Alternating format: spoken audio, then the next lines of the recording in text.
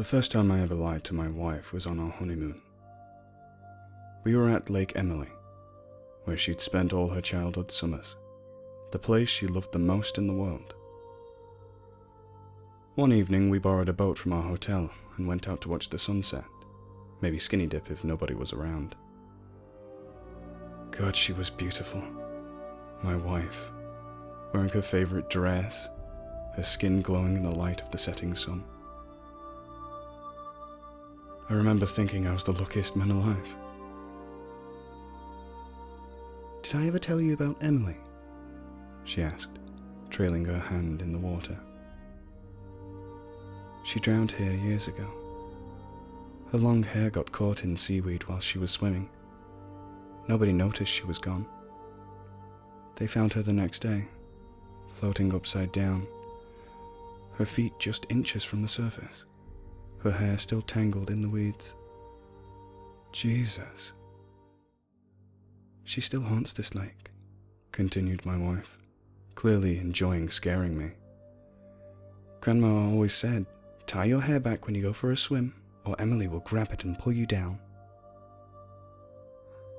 "Great spot for a honeymoon," I said. She laughed. "It's just a ghost story. Come on, let's swim." "Now?" I glanced at the water.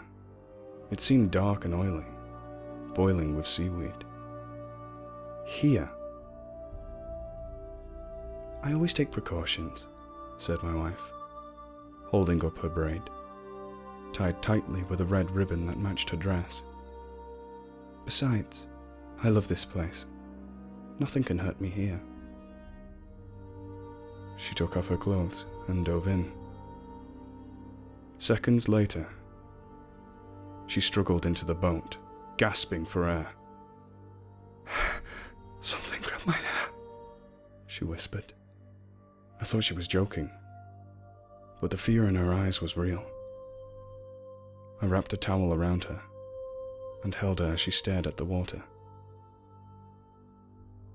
Then she laughed.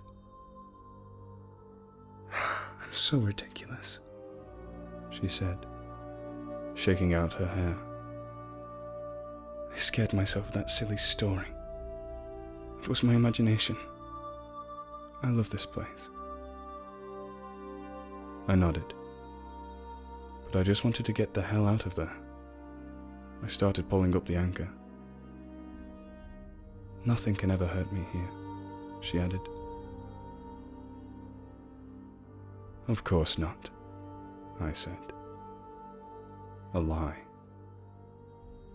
Because when the anchor came out of the water, I saw my wife's red hair ribbon tied around it in a neat little bow.